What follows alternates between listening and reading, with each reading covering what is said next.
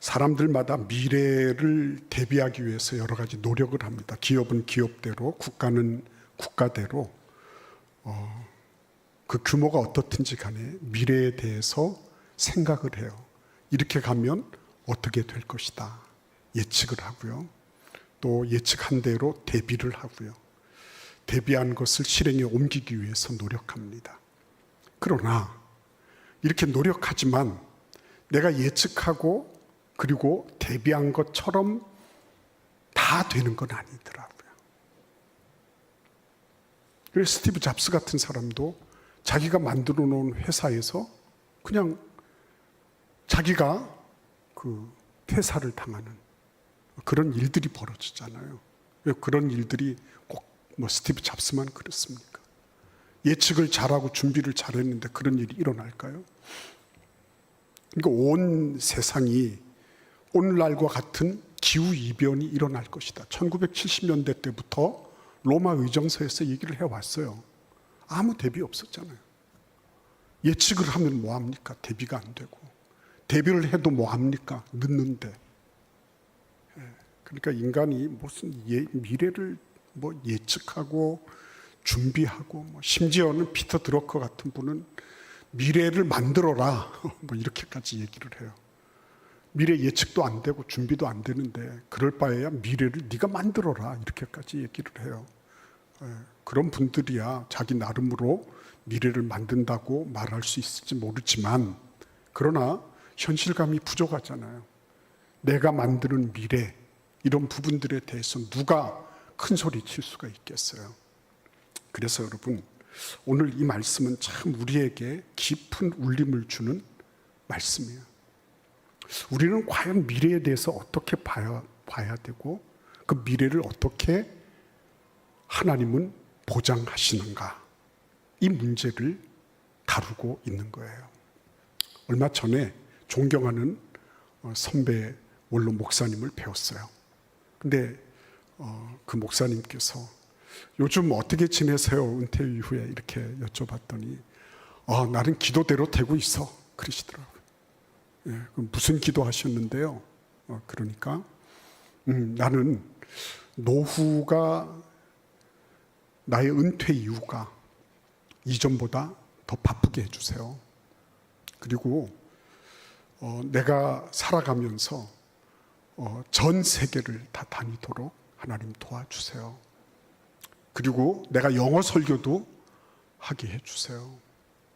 그리고 무엇보다도 내가 남들에게 받는 게 아니라 베풀고 섬길 수 있도록 나를 도와주세요. 그렇게 되고 있는 거예요.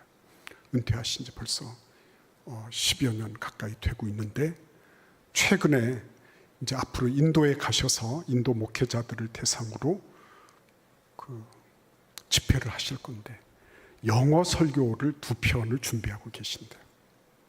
그래서 뭐 누구라고 말씀드리지 않겠지만 제일 가까운 곳에 계신 분이 하시는 말씀이 당신이 한국말도 못하는데 영어로 무슨 설교를 하냐고 이렇게 핀잔도 듣기도 했지만 그럼에도 불구하고 영어 설교를 준비하고 계시고 그걸 위해서 열심히 하루에 5구절씩 영어 성경을 암송하고 계신 거예요. 그래서 본인이 딱 생각을 해보시니까 1시간여 동안에 자기가 영어 성경을 외워서 할 수 있는 거 약 100구절 정도면 되겠다. 그래서 계속해서 외워가고 계신 거예요. 멋있잖아요, 그렇죠? 그리고 지금도 세계 각국에서 초청을 하는 그런 콜이 계속 들어와요. 그래서 뭐 키르기스탄도 가시고 뭐 미국도 가시고 이곳저곳으로 다 불려 다니시는 거예요. 건강하시고 그분이 뭘 밥을 사시고 그렇게 하세요. 멋있더라고요. 그래, 그러면 어떻게 그런 일이 벌어졌냐 하고 봤더니 이분은 말씀대로 되는 것을 믿는 분이더라고요. 말씀대로 된다. 내가 내 삶에 하나님의 약속대로 된다고 하는 것을 분명하고 확실하게 알고 있고 그것을 삶 속에 실행하는 그런 분이신 거예요. 영어 설교가 어느 날 갑자기 온 게 아니라 벌써 오래전에 어린이들을 대상으로 하는 집회가 있었대요. 그때 교회 앞에서 이렇게, 여러분, 제가 이 어린이들을 대상으로 영어로 설교하겠습니다 해놓고 자기도 깜짝 놀랐대요. 왜냐니까 평소에 영어를 공부하신 분도 아니고 이런데, 그래서 그것 때문에 죽으라고 열심히 해서 20분 영어로 하면 20분 통역하고 20분짜리를 만드느라고 그렇게 애를 쓰셨다는 거예요. 저는 그런 장면을 보면서 이게 나이를 들어간다, 연륜이 들어간다고 하는 것이 그게 반드시 노쇠와 연관된 것은 아니겠구나 하는 그런 생각을 하게 됐어요. 세월을 거꾸로 거슬러 갈 수도 있겠구나.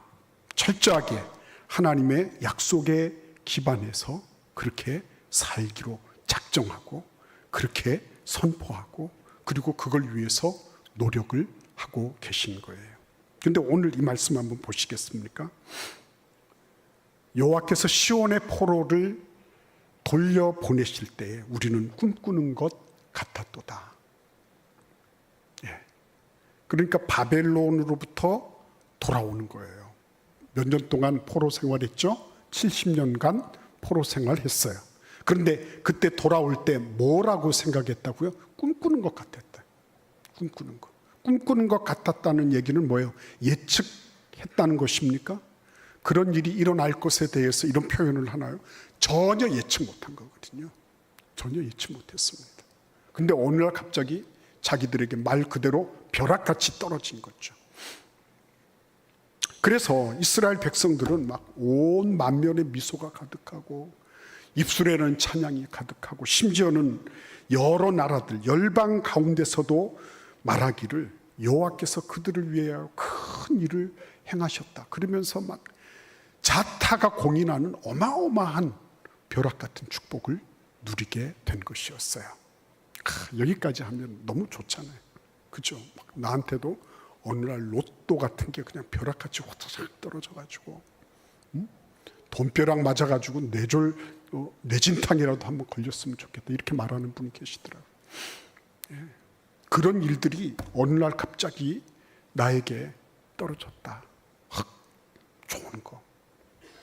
근데 여러분, 바벨론에 잡혀가서 이런 일들이 계속 반복됐나요? 아니거든요. 70년 동안 포로되었다가 다시 돌아온 일들이 그 다음에도 또 있고 그랬나요? 아니었거든요. 그죠? 이거는 어떻게 보면 유이례적인 사건이에요. 이전에 출애굽할 때 430년 노예 생활하고 지금 70년 종노릇하면서 굴욕적인 삶을 살았지만 이런 일들이 계속 다시 반복되는 것은 아니었어요. 그러니까 이들은 굉장히 막 꿈꾸는 것 같은, 이 구름 위에서 이렇게 붕붕붕붕 떠 있는 것 같은, 현실감 없어 보이는 그런 때를 지금 맞이하고 있는 거예요. 자, 그러면 여러분, 거기 보시면 뭐라 그랬죠? 그 4절에도 뭐라 그랬습니까? 여호와여, 우리의 포로를 남방 시내들 같이 돌려보내소서. 남방 시내들은 와디, 건천 얘기를 하는 거예요. 소나기 쫙 쏟아지면 물이 콸콸콸 흐르다가 어느 순간 보면 뚝 그쳐서 다시 마른 땅 되는 거. 이 어느 날 갑자기란 말이에요. 어느 날 갑자기.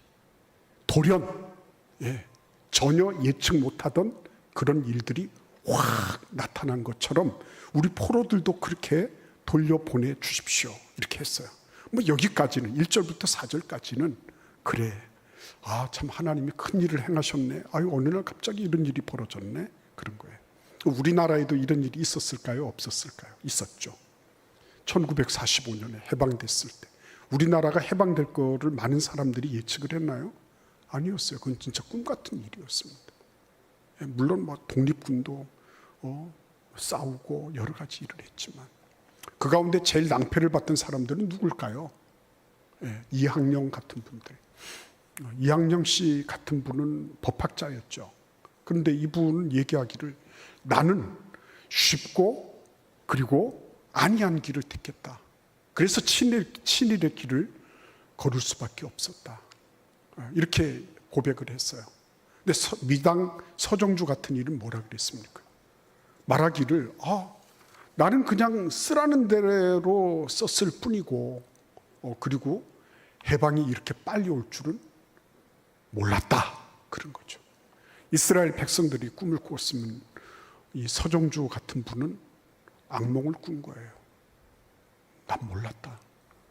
이렇게 해방이 빨리 올 줄 나는 전혀 예상하지 못했다는 거죠. 근데 이게 그냥 해방을 맞이한 우리 국민들 친일파 이런 얘기가 아니라 그리스도인들은 어떻게 될 것 같아요? 내가 어느 날 하나님이 오라 그러셔서 내 숨이 끊어졌어. 가보니까 천국이 있네. 나 천국 있는 줄 몰랐어요. 성경이 그렇다고 해서 그런 줄 아는 거지. 나 천국 있는 줄 몰랐어요. 심판? 나는 이런 심판이 엄정하고 그리고 두렵게 진행되는 거 난 몰랐어요. 난 몰랐다니까요. 이렇게 빨리 올 줄, 이게 이렇게 생생하게 내 눈앞에 그려질 줄 몰랐다니까요. 만약에 그런 일이 벌어지면 어떻게 할 것 같아요? 그런 일이 있으면 안 되겠잖아요. 그렇죠? 그런 일이 있으면 안 되잖아요. 그러니까 어느 날 갑자기 이렇게 막 꿈 같은 일이 확 펼쳐지고 어느 날 갑자기 막 전혀 생각하지 못했던 뜻밖의 일들이 내 삶에 이렇게 막 깃들어오고 막 기쁨이 충만하고 이런 일들이 계속되면 얼마나 좋겠어요. 그런데 여러분 5절과 6절은 우리가 가지고 있는 이 성경이 얼마나 건강한 말씀인지, 얼마나 영원한 진리의 말씀인지를 여실히 밝혀주는 말씀이에요. 우리 같이 한번 5절과 6절의 말씀을 함께 읽어보겠습니다. 눈물을 흘리며 씨를 뿌리는 자는 기쁨으로 거두리로다. 울며 씨를 뿌리러 나가는 자는 반드시 기쁨으로 그 곡식단을 가지고 돌아오리로다. 5절 말씀에 대해서 6절은 좀 더 구체적이고 좀 더 세밀하고 그리고 좀 더 활동적으로 6절은 5절을 부연 설명하고 있는 말씀입니다. 눈물은 왜 흘릴까요? 왜 울까요? 돌아와 봤어요.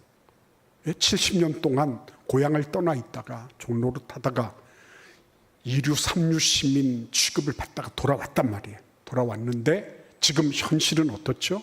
이거는 황폐화되고 그리고 더 이상 사람이 살 수 없는 이리와 승냥이가 깃들어 있는 그런 곳이 되어 있는 거예요. 눈물을 흘리는 거죠. 암담한 겁니다. 답답한 겁니다. 이게 미래가 보이지 않는 거예요. 그러니 눈물이 나는 거예요. 눈물이 나. 눈물이 나는 겁니다. 이래가지고 어떻게 될 건가? 우리 새끼들은 어떻게 먹일 건가? 그렇죠? 답답하고 암담한 것입니다. 지난 주일날 김명식 교수님 오셔서 함께 이렇게 질의응답 시간을 가졌어요. 그때 압박 면접 얘기가 나왔어요. 저는 그 얘기를 기사에서도 봤지만 다시 들으니까 너무 생생하더라고요.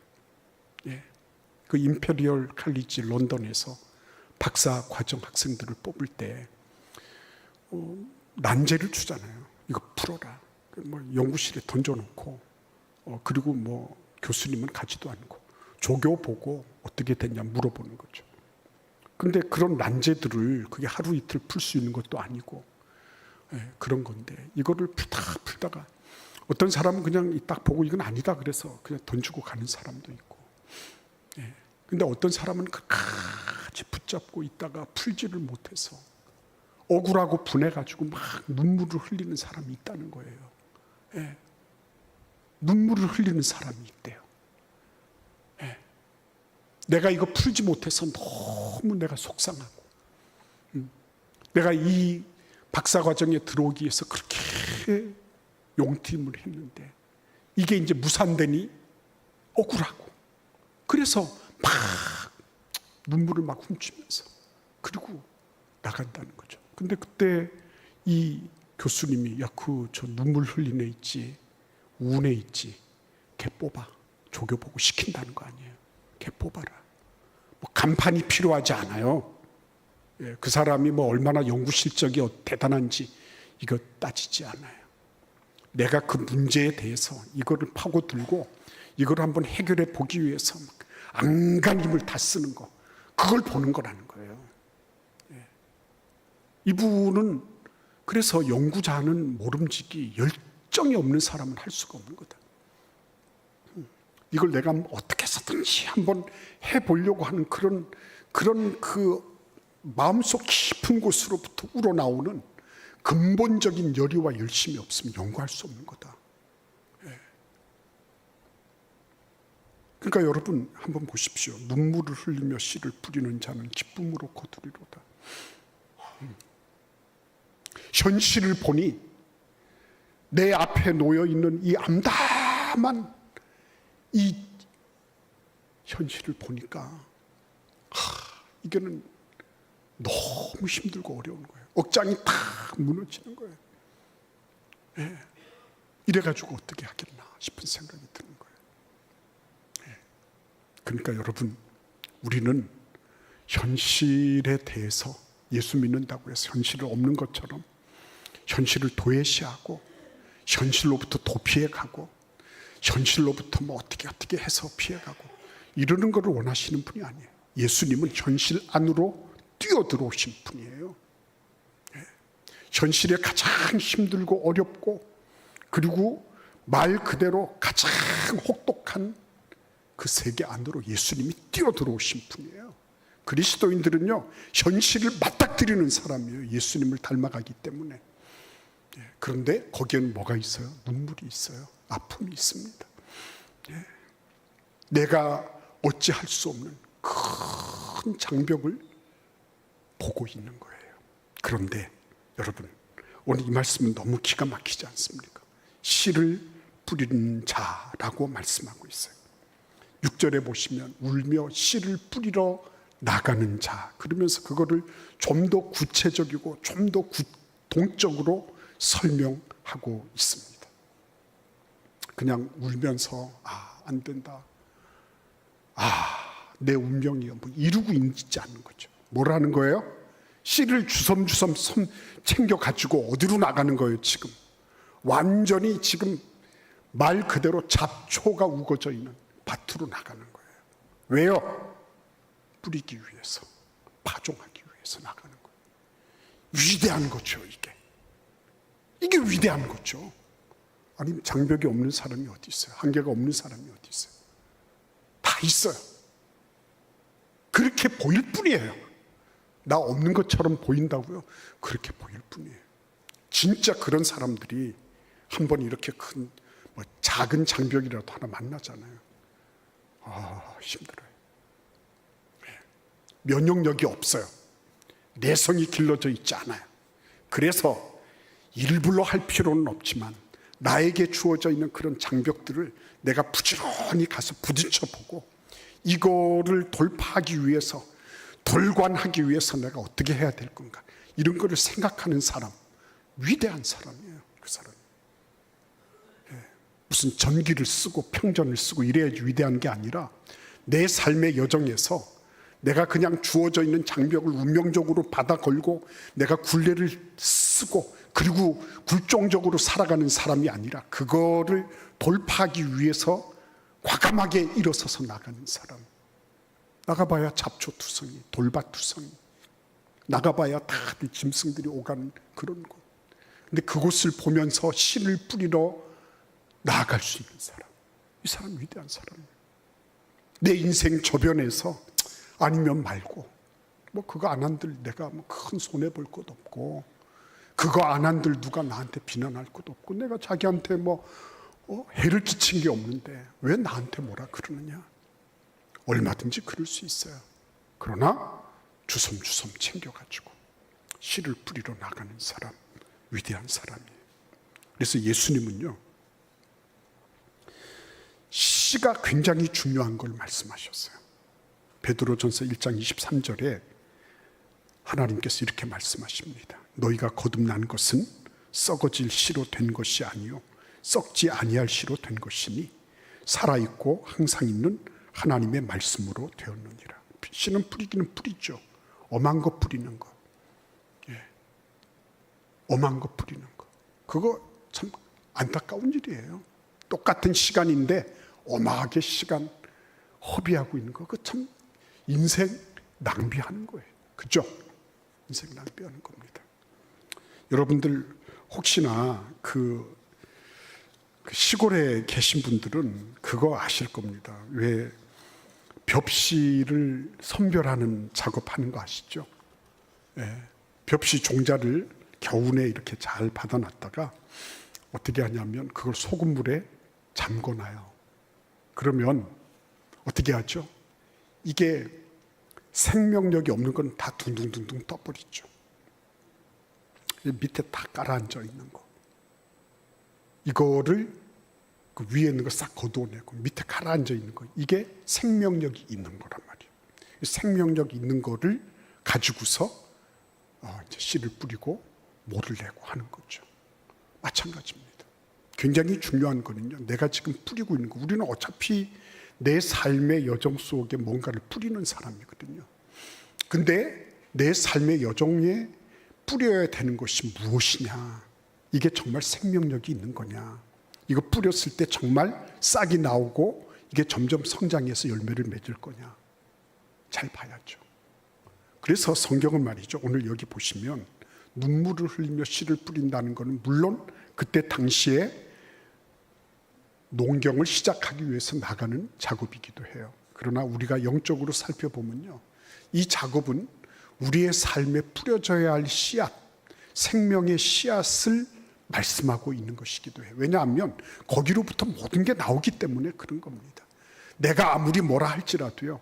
생명의 말씀, 진리의 말씀, 이것이 영원하게 지속된다는 확증이 없으면 그만둬야 돼요. 그거 하다가 말 건데요. 잠시 동안 인간의 누리를 보고 영광을 보고 하는 건 할 수 있을지 모르지만 영원한 효과가 없는 거 그거 뭐 때문에 하겠어요. 그래서 여러분 어떤 분은 내가 교회를 다니는데도 난 나름으로 씨를 뿌렸는데 소용이 없었어. 열매가 없었어. 별 재미가 없었어. 이런 분이 있습니다. 그러면 딱 이걸 생각해 보셔야 돼요. 예수님이 말씀하신 것처럼 내가 지금 씨앗을 받고 있는 밭이 어떤 밭이냐 하는 걸 잘 보셔야 돼요. 길가밭일까요? 예. 면역력이 없어요. 이거는 아무나 짓밟고 다닐 수 있는 거예요. 영적 저항력이 없습니다. 길가니까 뭐 아무나 다 주인이 아무도 없어요. 예. 그러니까 아무나 짓밟고 다니고 내가 말씀은 받았지만 아무도 신경 쓰지 않는 가운데 그냥 방치되어 있는 거. 이게 길가밭에 떨어진 거예요. 물론 열매가 없습니다. 돌밭에 떨어졌다는 거 있죠. 이렇게 돌이 밑에 다 깔려 있어요. 근데 그 위에 흙이 이렇게 얇게 덮여 있죠. 그 위에 씨앗이 뿌려져서 내 마음은 그런 거대한 안반이 딱 도사리고 있는 거예요. 예, 비도 내리고 모든 환경이 괜찮을 때는 싹이 나오고 괜찮아요. 근데 염려, 걱정, 근심들, 예수 믿고 신앙생활하면서 환난과 박해와 시험이 오면 금방 시끄러져 버려요. 그렇죠? 이거는 어려움을 견뎌내는 내성이 없는 겁니다. 이거 한번 해보려고 하는 거 이런 게 없는 거죠. 예. 근데 여러분 가시떨기에 떨어진 씨앗도 있어요. 내 마음밭이 가시떨기다. 그러면 생각을 해보셔야 돼요. 예. 말씀이 자라나는데 열매는 맺지 못해요. 그러니까 겉으로는 다 자라는 것도 보여요. 이렇게 막 이파리도 있고 뭐도 있고 다 그렇습니다. 근데 본인은 열매를 맺지 못해요. 자신의 삶 속에 기쁨이 없어요. 왜냐하면 외적으로 다 외적인 쾌락으로 자기의 참된 내적인 기쁨을 아껴버리기 때문에 유혹과 쾌락과 시험과 도전이 오면 이런 가시들이 딱 받치고 있으면 겉으로는 이파리도 나고 성장하는 것처럼 보이지만 열매는 없는 거예요. 그러니까 이런 분들은 가만히 보면 그런 거죠. 양다리를 거칠고 있는 거죠. 하나님의 말씀과 세상 사이에서 이렇게 눈치를 보면서 그때그때마다 자기가 좋다고 생각하는 쪽으로 양다리를 거치고 있는 거죠. 열매는 맺지 못합니다. 근데 열매 맺는 밭이 있죠. 착하고 좋은 마음으로 말씀을 듣고 지키어 인내로 결실하는 자다, 이렇게 말씀하셨어요. 이 말씀 너무너무 귀한 말씀이죠. 씨를 뿌리러 나가는 겁니다. 지금 현실은 암담해요. 눈물을 흘리지 않을 수가 없습니다. 그럼에도 불구하고 말씀의 씨를 뿌리러 나가는 거예요. 내 마음밭에, 그리고 우리의 가정에, 내가 지금 일하고 있는 그곳에 말씀의 씨앗을 뿌리러 나가는, 여러 가지 도전도 있을 거예요. 유혹도 있을 거예요. 그리고 내 안에서부터 거부 반응도 있을 수 있을 거예요. 그런데 그런 만난을 극복하고 말씀을 뿌리러 나가고 있는 거예요. 이거 위대한 것입니다. 1941년도 그때에 옛날에 레닌그라드라고 하는 곳이 있었습니다. 독일이 독소 불가침 조약 이거를 폐기하고 자기들이 소련으로 막 밀고 들어와서 그 레닌그라드를 완전히 포위를 했습니다. 그때 수많은 사람들이 죽어갔어요. 뭐로 죽었냐면 기아로, 굶어서 죽어갔습니다. 그러니까 막 그 많은 사람들이 말 그대로 막 쥐새끼 한 마리 안 남을 정도로 다 잡아먹고, 그렇게 해도 죽어 나갈 수밖에 없는 그런 상황이 된 거예요. 근데 거기에 파블롭스크 농업연구소가 있었어요. 이곳은 전체 종자를 다 모아놓은 그런 농업연구소였습니다. 그 씨앗들이 앞으로 종자가 되어서 이거를 가지고 계속 배양하고 배양해서 양식거리가 될 거예요. 사람들이 다 굶어 죽어가는 겁니다. 그런데 그곳에 있던 농업과학자들, 이 사람들이요, 이 종자를 먹으면 살 수 있어요. 끝까지 먹지 않습니다. 11명이나 되는 사람들이 그곳에서 죽어갑니다. 11명. 굶는 것은 너무 고통스러운데 자기들 가운데 어느 누구도 이 종자를 먹어버려야 되겠다라고 생각하지 않았대요. 고통스러운데 종자 먹을 생각은 하지 않아요. 이게 자기들의 동료나 자기 자식들의 미래라고 생각하니까 이거 절대로 먹을 수가 없었대요. 그래서 그렇게 많은 사람들이 죽어간 거죠. 우리가 정말 이 하나님의 말씀, 지금 이렇게 딱 보면 위에서는 뭐 파도가 막 치잖아요. 조삭조삭 치잖아요. 그죠?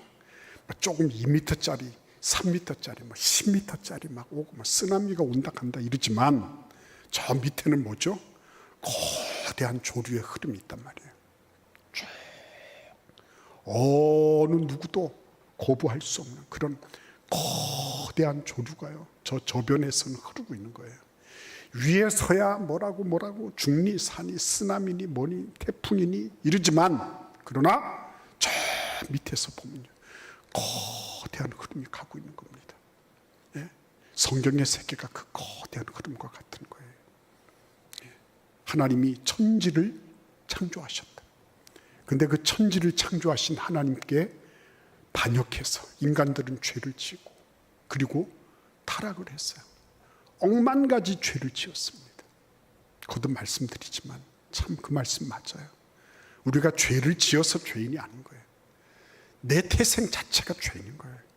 죄인이기 때문에 죄 짓는 거예요. 내가 조금 선한 일도 하고 그렇지 않은 일도 한다고요? 그렇게 볼 수 있어요. 인간들은 그렇게 볼 수 있습니다. 그러나 하나님 눈에 보실 때는 더러운 누더기 같은 거예요. 하나님 앞에 설 수 있는 의인은 아무도 없는 것입니다. 다 타락하고 다 죽어야 되는 거죠. 그런데 이 세상에 예수 그리스도를 보내주신 거예요. 이 죄의 문제에 대해서 하나님은 그의 아들을 심판하시기로 작정하시고, 그리고 그 아들을 십자가에 매다셨어요. 누구든지 그 십자가를 보고 예수 그리스도가 하신 일을 받아들인 사람들은 다 구원 얻게 하신다. 그 일 하나를 위해서 그의 아들을 이 땅에 보내신 거예요. 유장한 흐름이 보이잖아요. 지금 우리가 볼 때는 뭐 전쟁이다 뭐다 뭐 기후변화다 다 이렇게 하지만, 그러나 하나님은 그 역사의 흐름을 쭉 밀고 가시는데, 그거는 뭐예요? 살리는 길, 생명의 길, 영생의 길로 우리의 모든 역사를 그쪽으로 쭉 이끌고 가고 계신 거예요. 겉으로 볼 때는 이스라엘 사람들도 그랬어요. 고레스 왕이 어떻고 메대와 바사가 어떻고 뭐라고 많이 했을 거예요. 그러나 중요한 거는, 그들에게 있어서 가장 중요한 일, 그거는 그럼에도 불구하고 현실의 드높은 장벽에도 불구하고 내가 해야 될 일, 그거는 미래를 위해서 내가 씨를 뿌리는 거다, 이거를 안 거예요. 그래서 여러분, 여기 이렇게 가만히 보시면요, 눈물과 기쁨이 서로 대조되고 있잖아요. 눈물이 먼저 나오고 나면 그 다음에는 기쁨이 있다, 그죠? 씨를 뿌리고 나면 그 다음에는 반드시 수확이 있다, 그죠? 이거 분명한 거예요. 내가 씨를 잘 분간해서 그것을 내 옥토에 잘 뿌려놓으면 그때는 반드시 기쁨으로 돌아오는 일이 있다. 이게 성경의 결론이에요. 뭐 내가 그 유장한 흐름을 어떻게 하겠습니까? 맞아요. 그걸 우리가 어떻게 하겠습니까? 그러나 내가 해야 될 내가 하는 거예요. 대전신학대학을 얘기하면서 아이고 뭐 목사님 염려하시고 걱정하시잖아요. 제 대답은 딱 한 가지밖에 없어요. 우리가 할 일 우리가 하는 거예요. 우리 대전 제일교회가 김만재 목사님도 그랬고, 우리 박종덕 목사님도 그랬고, 저도 그렇고, 이 신학교 하나를 잘 살리는 거, 이거는 우리가 할 일이에요. 남들이 뭐 되니 안 되니 뭐 통폐합이니 뭐니 뭐 그거는 그때 하는 거예요. 그때 하는 거예요. 그러나 현재 내가 뿌려야 될 씨앗은 내가 뿌리는 거예요. 내가 기도해야 될 것 내가 기도하는 거예요. 내가 순종해야 될 것 내가 순종하는 거예요. 그리고 나서 나머지는 맡기는 거예요. 맡기고 보니 뭐예요? 기쁨으로 거두리로다. 반드시 그 곡식단을 기쁨으로 가지고 돌아오리로다. 내 할 일 하는 거예요. 남들이 뭐라고 할게 뭐가 그렇게 중요합니까? 그 사람들이 심판자입니까? 그 사람들이 하나님입니까? 그 사람들이 뭐라고, 나는 내 진리에 그 진리를 따라서, 내 양심을 따라서 나는 이 길을 걷습니다. 그렇죠? 이 사람들이 황폐하고 폐허가 되어 있는 그 나라를 다시 일으키고, 그리고 다시 미래를 여는 사람들이 되었어요. 확실한 보장은 이런 사람들이 하는 거예요. 미래를 확실하게 보장하는 사람들은요, 하나님이 이렇게 일하는 사람들에게 약속해 주시는 거예요. 여러분 어떠십니까? 하나님 앞에, 하나님 나도 한번 그렇게 살아볼래요. 내가 그냥 이렇게 떠밀리는 대로 살지 말고 늘 미래를 바라보면 그냥 어떻게 하지 걱정 염려만 하지 말고, 하나님 내가 해야 될 것 벌떡 일어나서 하나님 내가 씨앗이 몇 개가 되든지 오늘도 가서 한번 심어 보겠습니다. 주님의 은혜 가운데 그렇게 하나님 앞에서 내가 할 일 지금 순종하면서 나아가는 그런 복이 있기를 기원합니다. 우리 같이 기도하겠어요. 하나님 앞에 여러분 모든 회유와 절망과 낙심과 불신의 이 모든 것들 하나님 다 일소해 주세요. 긍휼과 자비를 베풀어 주세요. 내가 오늘도 눈물을 흘리며 씨를 뿌리러